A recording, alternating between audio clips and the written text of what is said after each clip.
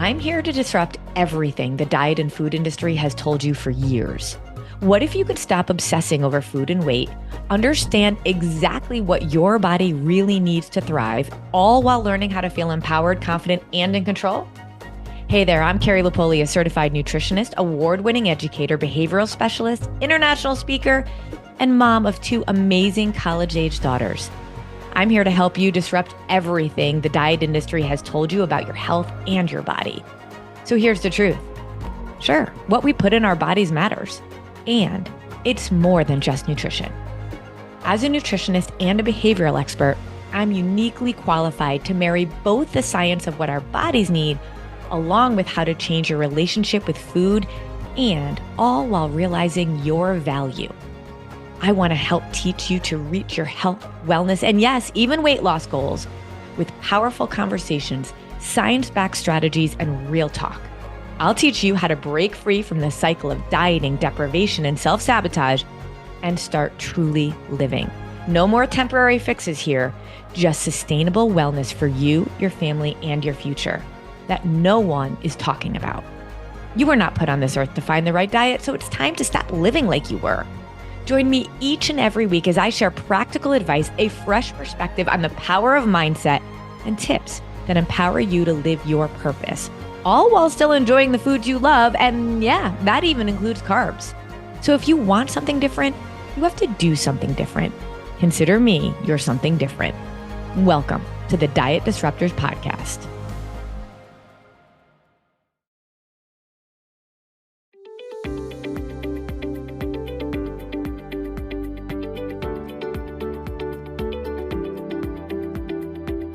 Well, hey there, Diet Disruptors. Carrie here, along with Coach Deb. For Hi.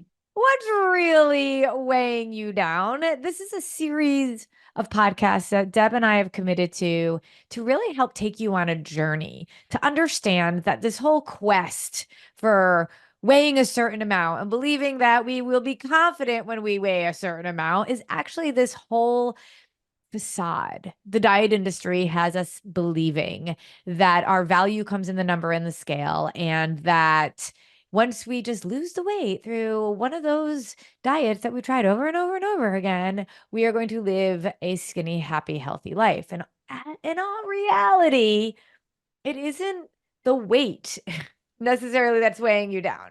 Deb and I say all the time, once you get to your optimal health, you're going to get to your optimal weight. Your weight gain is a symptom of health and hormones. And that is what we are all about here. And we care about that. We care about your weight because we care about you. And we want you to live a life of purpose. And you cannot do that if you are not the healthiest version of yourself.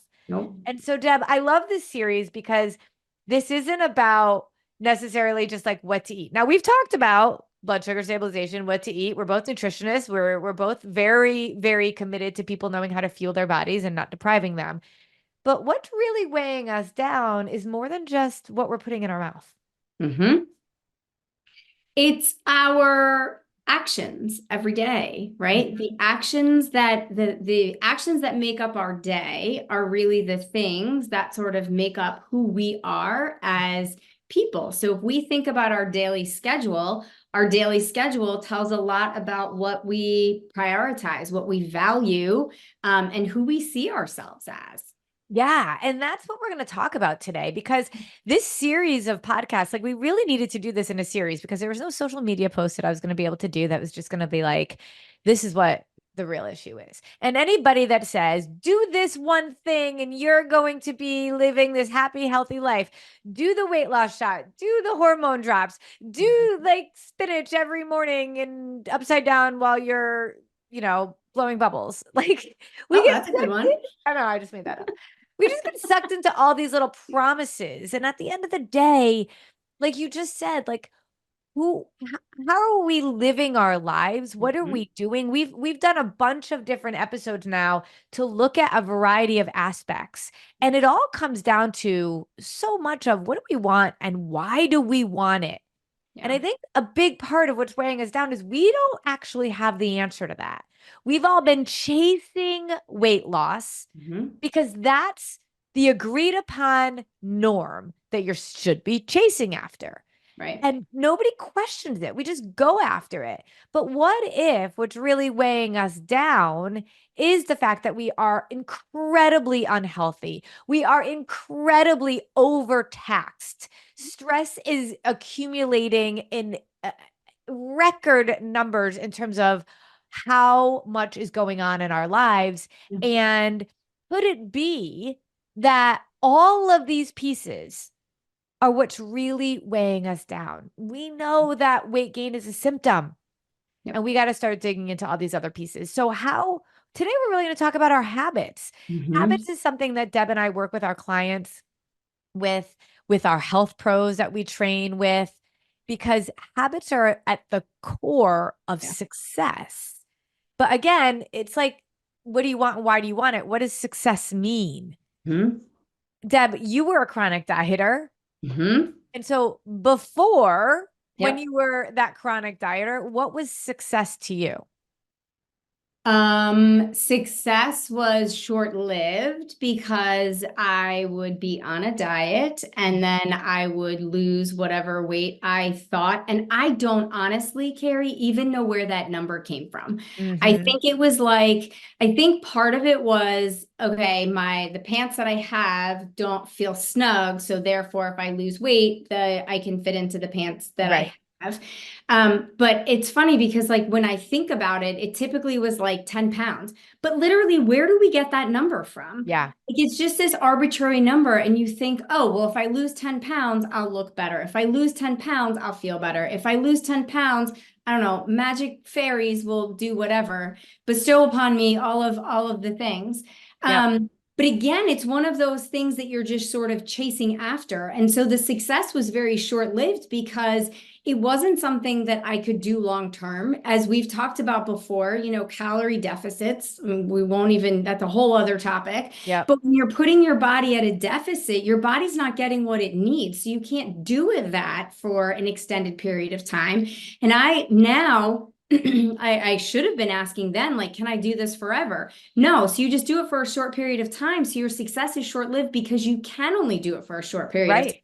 And It's success designed to do for a short period of time. and success truly is just weight loss. That is it. That is the only measure. Yeah. And we need to redefine that. And that's actually part of what's weighing us down. We have this one measure, this Mhm. one number, this one goal. And so when we talk about habits, like any topic we're talking about here, it doesn't matter if we show you all the habits in the world, and like this is what we teach. We teach a huge amount of what we teach our clients and our health pros is around building strong habits. But Yes. it doesn't matter if you don't have the right reason for it. So if Correct. you're sitting here going, okay, Carrie and Deb, I'm going to learn all about how to build these habits, but I'm doing it because I want to weigh 127.4 pounds, Right. you're doing it for the wrong reasons. Yes. We have to get ourselves to a mindset of loving our life container so much, appreciating what it's done for us, understanding that it's been trying to protect us. And I know so many people are like, no, you have to be at a calorie deficit. The bottom line is you have to have the right amount of food. It Correct. is, to me, an egregious nightmare.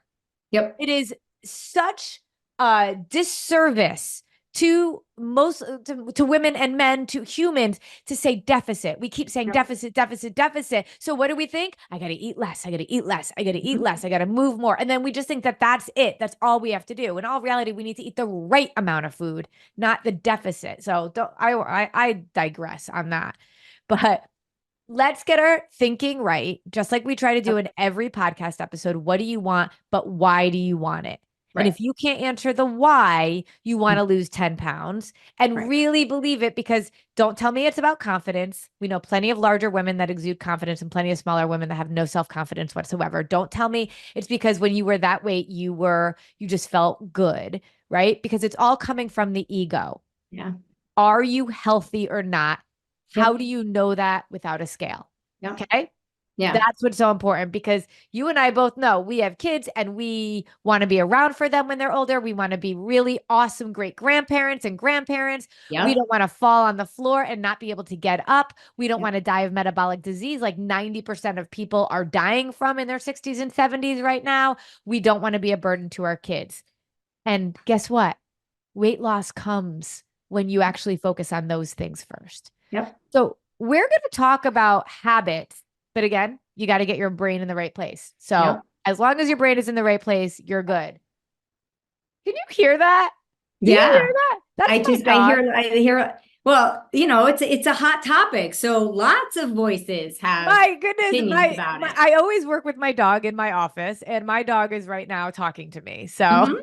Yes. I don't know what he's saying. He's He's just, very passionate about the topic as well. it's like he's having disturbed sleep or something right Oh, now because he's just puppy. like on his back and he's just, I don't know. Okay. So now that we've got our thinking on straight, right? Yep. And we're like, okay, why we want to do this. Yep. Deb, help us understand habits is something that you and I teach in Yeah. every aspect of what we do, whether it's with clients, whether it's with health pros, like habits is so, so, so important. Yep. So help us understand why, and then we're going to tap into exactly what we need to be doing to build strong habits. Your habits are the actions that you take every day, right? We all have positive and not so great habits, right? So a positive habit might be that I make sure that I drink water every time I eat, or I'm drinking water every time I walk past the cup that's on my desk. A Yep. negative habit might be that every time my phone goes off, I pick it up and I see what the notification is for, right? So I we get have sucked habits. in. Exactly. Yep. We have habits, and those habits are actions. But a lot of times when people are thinking specifically about weight loss, they think about this big goal, right? Yep. And so we have two types of goals. We have an outcome goal, I want to lose 20 pounds, and we have behavior goals. The outcome goal, we literally have no control over because it's Wait, the action. what? Say Yeah. that again. I know. All right, I'll repeat it. Outcome goals, we have no control over. I can't control if my body loses 20 pounds. In order for me to do that, I have to take actions. But if those actions at any point in time, if I get derailed at any point in time, that might not happen. Somebody might Or lose your 20. body might just not be Yep. ready to release weight. That's why if you ever see guaranteed to lose 5 to 10 pounds in Yeah, that's a 14 bunch days, of you know what. ignore that. They're Yep. selling you snake oil. Mhm. Oh, Yeah. so Well, crazy. and the other thing too is that, I mean, we talk about this all the time. Like, it might take me a certain amount of time to lose a certain amount of weight, where it might take somebody else, different age, different circumstances, a lot longer Yeah. to lose Because weight. It guess might what? take Your some. body will not release weight in a healthy way unless it trusts you and doesn't Correct. feel like it needs to protect you. Yep. Fat cells have been developed in your body's effort to protect you Yeah. I from mean, our yourself. body is a truly amazing thing. Yeah. Um, But then we also have these behavior goals. Behavior goals are the reason we call them behavior is because there's an actual behavior or action that is attached to it. It's something you can do, it's something that's measurable. So Yeah. anybody who works in education might have heard SMART goals at some point in time. So we really need goals that are going to lead us to specific actions that we can take, right? So if I want to lose 20 pounds, if that's my overarching outcome goal, what habits or actions or behaviors do I need to put in place in order to do that? And so when we're thinking about those two types of goals, we really want to reframe all of our goals into behavior-based goals. Absolutely. And I love that you just used that example because I know that's the example that people really always go after. I want to lose 20 pounds, right? You have no control over that goal. So, but you do have control over behavior goals. But what Correct. we really want you to do, which is why we started off this episode with this way, is to actually get rid of the even that outcome goal Yep. and get bigger and more important because Yep. 20 pounds, I mean, you could be unhealthy all day long and lose 20 pounds. What Yep. do you really want and why do you want it? Let's make an outcome goal that Mm. I can live to 120 Yep. with a high quality of life, right? Let's Mm-hmm. make an outcome goal that all of my blood work comes Mm-hmm. back positive, like Or I in want to all get in on the my right direction. medication. I want to Mm-hmm. get off my medication. Yep. Those are really powerful outcome goals Yep. that we don't have any control over Yep. actually, but we know that there are certain things we could be doing to get there. Yep. That's the stuff you've got to focus on. Yep. So that is the key. Now, when we studied, Deb and I have been studying habits for years and years and years, and two major players in this, a lot of you would have heard from James Clear, who wrote Atomic Habits. Yep. I always have it sitting in my And I'm like, office. You it's have right it up too, yeah. there. And then Tiny Habits by BJ Fogg. And as a behavior specialist, these are like, especially BJ Fogg, he's been around for a really long time. They're like I mean, they were what Gurus. they were literally the people like I Yep. would build my behavior plans with students and stuff. Because we know that the behavior goal is what we can control. Yep. I can control whether or not I do 10 minutes of cardiovascular exercise 5 days a week. I can control if I do 30 minutes of strength training 3 times a week. I Yes. can measure it. I can control it. It's my choice. I cannot control what my body does with that. No. But I can control that. Yes. So we need to have the goal, but we can't focus on the goal because let's be honest, like every Olympic athlete wants to win the gold medal. Yes. But they don't all do it. Correct. They all have that goal. Yes. But they all don't do it. Yep. And so that was an outcome goal. But can they do certain things that will likely get them there? Yeah, there are certain things that Olympic gold medal winners do that non-Olympic gold medalists don't do. Yeah. Right. And they all talk about a system. James Clear talks about it. BJ Fogg talks about it. Any elite athlete will talk about it. And the women, especially that we work with, we know that without a system, they will never be successful. And I love how James Clear talks a lot about this because here's the biggest thing. Deb, you have been living this lifestyle for years and years and years, as I have. Yep. We are very successful at this and we fall off. The most successful people fall off their habits, fall off their systems. Yep. This is what sets them apart, though. Yeah. What sets them apart from anyone else is that they know how to get back on and it just becomes a blip in the screen. Yeah.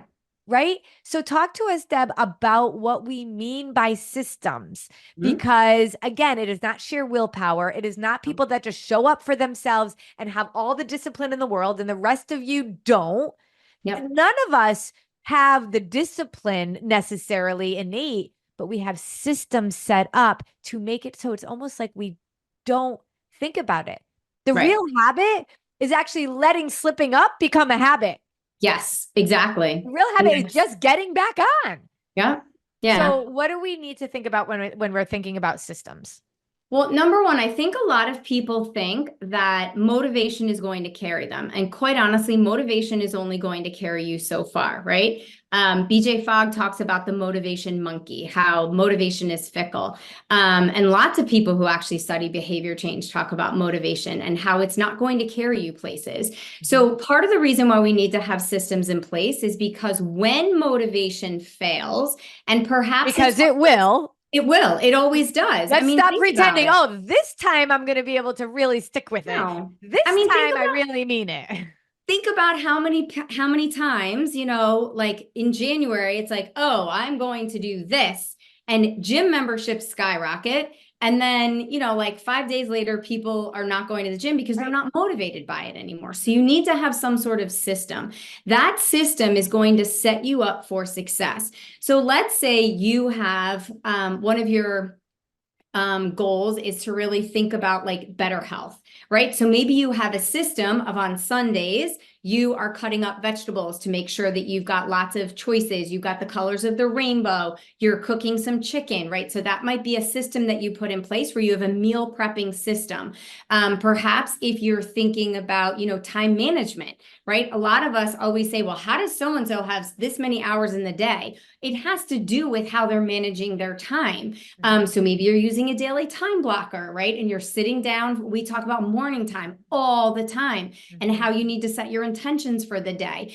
Putting systems into place basically takes the motivation piece out of it and makes it so that it becomes routine and you just are on autopilot. So one of the things, if you think about it, one of the things about our habits, both positive and negative, is that some of them are actions that we don't even think about anymore because they become so automatic. You want your systems to eventually become on autopilot, so they just become a part of who you are. And that's part of that whole identity piece, right? Identifying as this person because you've put all of those systems in place that it's just gone on autopilot.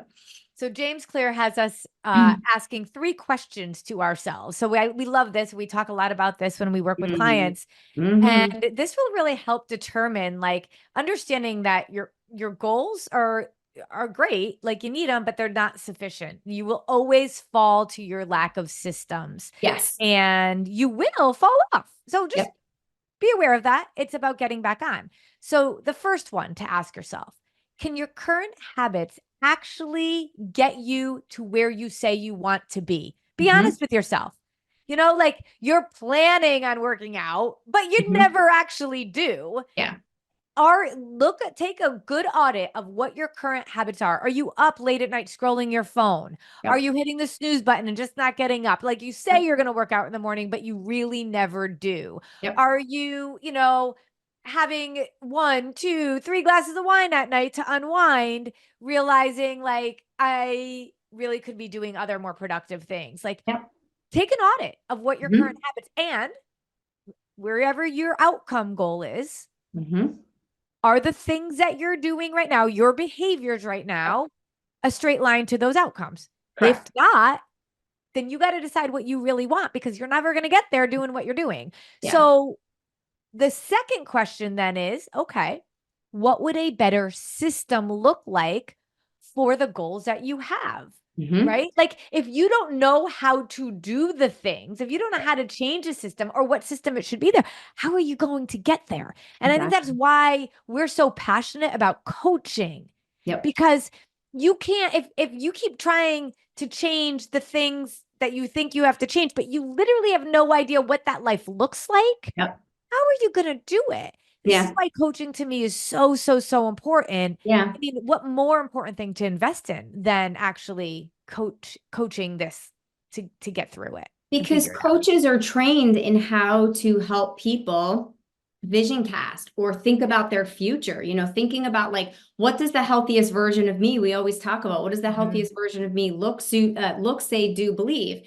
And when we're thinking about that, it's sort of like, what we go to, what do I do? What do I believe? What are my actions? What do I say?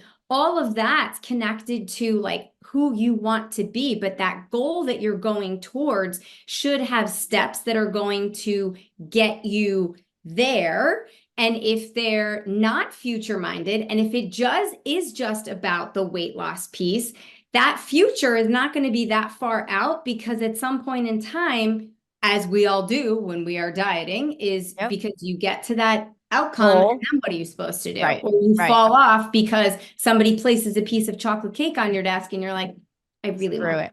Right. Exactly. And we keep thinking, like, I just got to do better, but we don't know what that looks like or is or anything. We have no vision for that. And so, to your point, Deb, too, it's like, this is the third question to ask yourself. So it's first, can your current habits take you to where you want to go? Second, what would a better system look like? And do you know, if you can't answer that, then you got to get support to be able to help support you in that. And then 3, what's the story you keep telling yourself? You keep telling yourself, I'm a chocoholic. I have a sweet tooth. I don't like working out. I literally today was working out with Peter, and I was like, I hate working out. I hate it. And I'm like, gosh, I have such a mindset about this. I have to push past my mindset. I've been working out now for over 10 years. Right, exactly. And I still am like, ugh. But I gotta shift that story, because it makes it miserable, actually. Right? Like, it makes the hour go by so slow. So we have to be recognizing these things, but the stuff that we're telling you about right now is stuff that is actually around the concept of self-awareness, which is super important. And behavioral change starts with self-awareness. But it's kind of like planning a vacation versus going on vacation. It is. Yeah. What's it? Tell us the difference between that as we're thinking about these habits, Deb. Well, like, you plan on going on vacation. You're like, oh, we're going to do this and we're going to do this and we're going to do this. And you've got this great detailed itinerary with times of everything. You've booked all of these tours and it sounds great, right? But it's not real. That's not the experience. The experience is actually going on the Pink Jeep tour, right? You can book it, but actually doing it are two different things, or going on a hike wherever you want to go. And a lot of times I think we think that the planning piece, like I am planning on going to the gym. Well, that is fantastic. But planning on going to the gym and actually being at the gym and lifting weights are two totally different things. A lot of us think that we are actually moving forward because we are planning something, but it's Yep. not until you take the action of getting in your car and driving to the gym, that it actually starts to change the way that you live, the way you function, and then ultimately changes your desired future. We absolutely cannot get to what we want No. if we don't do the things that we Correct. need to do to get there. Yes. And it sounds so obvious, Yeah. but there's so many of us that we see this all the time. I mean, we talk Yeah. to hundreds and hundreds of women and every month, and so many of them are searching, scrolling, Yep. booking calls, researching for all of the things to be able to either get healthy or lose weight. But when it really comes down to it, they don't want to do it. Right. And I get it, because you only have maybe a mindset of dieting and how Yep. miserable that is. But what if Yep. there is a better A way better that's not way. so miserable? But at the end of the day, unless you actually flip and do it, Mm-hmm. nothing is going to change. Only action creates change. So we have to recognize that prepping, researching, planning, they're important, but they're never going to deliver the results. So don't sit in analysis paralysis. Action delivers result. Right. Reading doesn't actually produce something, No. but moving your body does. Getting up early and doing morning time and planning out your intentions for the day, that's actually an action. Yeah. Because while that's still planning, it's actually getting up early and being and showing up for yourself, getting yourself the puzzle pieces of the PFC meals, Yeah. protein, fat, and carb every 3 hours. Eat those together. Get proteins and fats and carbs in your fridge, like puzzle pieces, and have them ready to go. Those are actions. I Mm-hmm. grocery shop every single Sunday. That's an action. And Action. Yeah. over time, Yeah. it's going to build up, Yep. just like the other way, right? So think about brushing your teeth. Over Mm. time, if you don't brush your teeth, you're not going to notice it in one day or Right. 2 days. I Yep. mean, maybe you will in 2 days, but you go and don't brush your teeth for 4, 5, 6 days. It's the consistency of Yep. not brushing your teeth. And you keep doing that within a year or two, you're not going to have teeth. Right. You're not going to have teeth. Yeah. Right? And it's not because of that one time you didn't brush your teeth. It's because of all of the times consistently you didn't brush your teeth. Yeah. And that type of destruction can be really debilitating. But the beautiful thing is the amount of reconstruction, the amount of freedom, the amount of health that can happen by going the other way. 1% consistency. It causes the opposite of destruction, which is Mhm. total transformation. And it doesn't have to be hard, but it does have to be consistent. Yeah. So It how do also we do goes, that? yeah. Well, there's one thing I want, it also goes back to the story that you tell yourself, because a lot of times the personal narratives that we have are based off of stories that we've been told or that we've adopted to be the truth.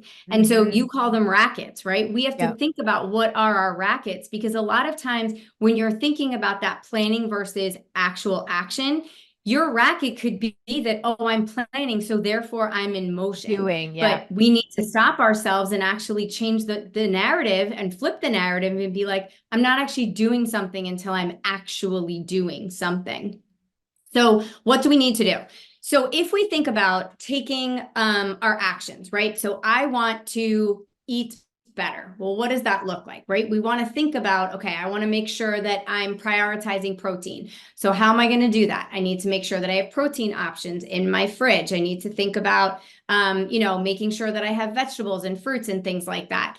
But a lot of times too, and that would just, when we're thinking about food, having the appropriate foods in your house is really good. But sometimes just going on the food piece itself, we think about like, what's our prompt? And a lot of times it's, okay, my stomach is growling. So also when we're thinking about food and things like that, and the piece of self-awareness is we want to ask ourselves the question of, am I eating because I'm hungry? Or am I eating because I'm bored? Because I think a lot of us have gotten into that habit of just having something like when you're sitting watching a movie, eating popcorn. They've done studies with people where they've given them stale popcorn and they sat there and they ate to the bottom of the thing. Or if you give people a bigger tub or a smaller tub, they're still going to eat to the bottom of it just because that's become a thing that's habitual. Well, we can do that same exact thing, but we need to be looking for those cues and those prompts. And so we're always thinking about a prompt or a cue. Honestly, when we're trying to put actions or habits into place, when we think about the prompt or the cue, it's always best if you're attaching it to something else. James Clear calls it habit stacking. So if you have a strong habit, and BJ Fogg always gives the example of he wants to do push-ups. So as soon as he washes his hands after he goes to the bathroom, he does one push-up. His prompt is that he's washing his hands. So we always want to think about what are the systems or the habits that we already have in place that we could actually use as our anchor or our cue to then prompt us for and start building this new habit. But the biggest thing is anytime people are trying to bring about change, they always go so big. They're like, oh, well, I am going to work out for 5 days. And that's it. But you might actually need to start with just walking into the gym. Because you might be intimidated by going to the gym. So you walking into the gym is just the thing that you need to do. Or you walk in and you do one bicep curl and then you walk back out. And then, after that, you build on to that. So we really need to be thinking about making our habits something. We talk about actions, and actions are amazing. But at the same point in time, we want to make those actions small and tangible, something that we can do because it's easy. The easier we make it, the more likely we are for that consistency piece. Yeah. I mean, I remember one of our clients when she first started working with us, all she could do, she had not moved her body at all. She couldn't walk up the stairs of her kitchen, of her house. So she walked around her kitchen island. And that was it. She got up. The habit, it wasn't so much what she was doing, it was that she was doing something different, right? Yep. And then she did that. And then she ended up walking to the mailbox and back. And then she started walking to these gardens that she always wanted to see. And she would walk there and back. And don't you know, 2 years later, she is fully strength training 4 days a week. Yep. And that all happened because of a tiny habit that started off that way. I can think about Jen, another one of our clients. She boils water for tea. She told me it takes 7 minutes to boil water for tea. That was a prompt. And a tiny habit was, okay, for 7 minutes, you're going to do body weight squats. You're going to do sit-ups. And you're going to do some push-ups on her knees. Like it was, modified. Start somewhere. And she's now 3 years later, still doing that, but she's also doing yoga. She's strength training. She's up-leveled it. And not because we told her to, it was because body motion stays in motion. Let's be honest. And so once you start doing something small, you almost want to keep moving and keep doing it. Yeah, your body craves it. Take some time to get some tiny habits in place. That's what BJ Fogg actually calls it, and make them small to start. If you go to the grocery store anyway, then make a habit of replacing one processed food with something that is from the produce area, right? So if it was a carb and a fat that was processed, go grab some avocado and some apples instead, and just do that to start. So it's just about building small, tiny habits. Now, we have a little gift for you here because we know this is about consistency over time. When we actually bring in clients and we talk to clients, we actually have them rate something we call their 6 spinning plates: nutrition, sleep, hydration, managing their stress, supplementation, and movement. And so we have them actually rate it based on consistency and quality, not on whether they know it, because knowing it doesn't matter. But we want them to rate what they're doing consistently. So we are going to give you a really cool kind of downloadable, a tool, yeah, Yep. to be able to decide what are just one or two new habits that you want to start to develop consistently. And we've got a consistency tracker for you, a 6-week consistency tracker. And you'll start to see just these little things start to add up, and then you want to do more. So all you have to do is go to where my private practice is, Disruptive Nutrition. Go to disruptivenutrition.com/consistency. Or if you're listening in your podcast, you can go right to the show notes and go grab that tracker for you. And that's going to help you to really get your consistency right. Now, though, I'm going to say it one more time.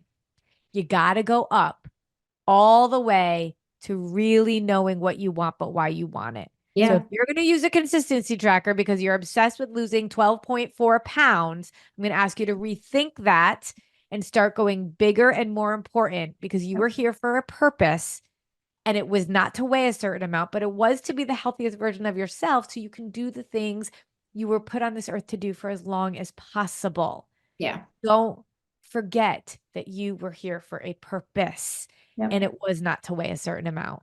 Nope. But if we don't show up for ourselves, our body's never going to be able to show up for us. Yep. Deb, I love these conversations. Habits Yeah. have been weighing us down. They have, and we need to think about and reevaluate our habits. And sometimes when we're not aware of what our habits are, and as you had talked about at the beginning, like just writing down your habits, that can sort of make you aware of what you are doing and how you're spending your time. And that's actually a really great place to start. Absolutely. Are your current habits supporting what you say you want? If not, then either go with it and be like, okay, this is why I'm never going to make progress. I'm actually going to regress, or let's change something. Yep. All right. So if you are ready to make that change, go grab the consistency tracker. And wherever you are in your journey, there is a place for you with us, or we can support you in some way. You can go to carrielapoli.com. You can go look for more information about what we do and how we do it. And Deb, like always, love working with you. Love you. Thanks. Take care. Bye.